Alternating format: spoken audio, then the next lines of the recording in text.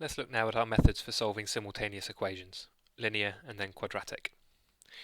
The first set of equations are linear. I can't see any terms that are x squareds or y squareds, and I can't see any product terms, x multiplied by y.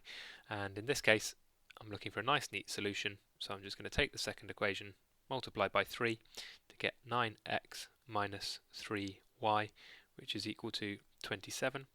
Now I can add the first equation to this third equation, which will give me 11x is equal to 55. So in that case, x is going to be equal to 5.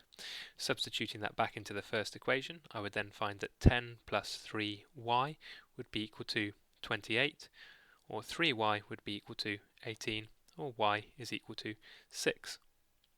We sometimes represent these things graphically, so I could give my solution as a coordinate set, or I could just write down x is 5 and y is 6.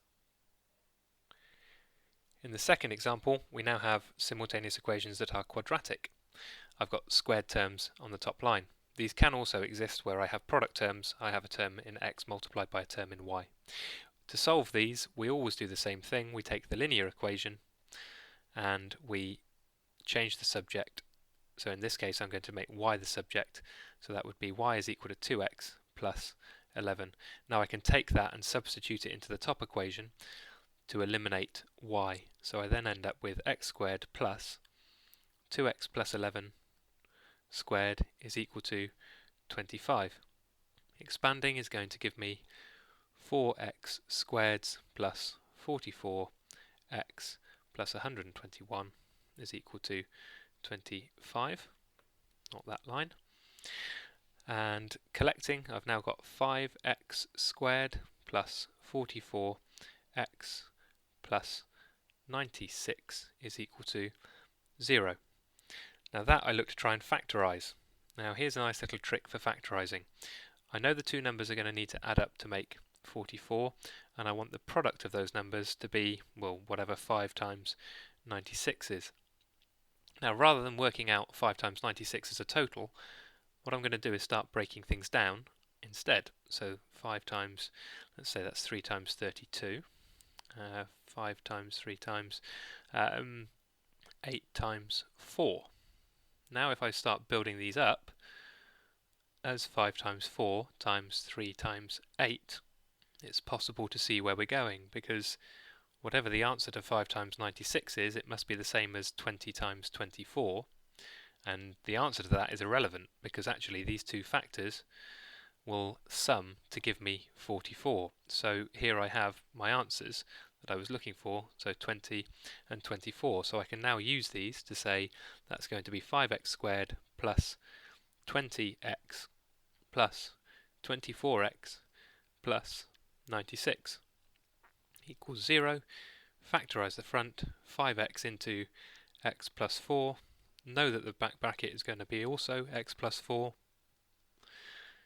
Pop the factor in, 24.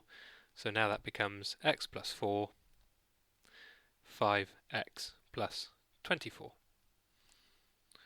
And then my solutions are going to be x is negative 4 or x is negative 24 over 5. Substituting those back into one of the previous equations. So let's choose the bottom line. 2x minus y equals minus 11. So 2x is going to be negative 8 minus y equals negative 11. So rearranging, I'm going to have negative 8 plus 11 is equal to y. So that's going to tell me in this case that y is 3. So there's one of my solutions. When x is negative 4, y is positive 3. In the second case, I've got the x value of negative 24 over 5, so that becomes negative 48 over 5. Where's that gone? Minus y equals negative 11, or negative 48 over 5. Writing 11 as a fraction out of 5 would be 55 over 5 is equal to my y value, which tells me here that y will be 7 over 5.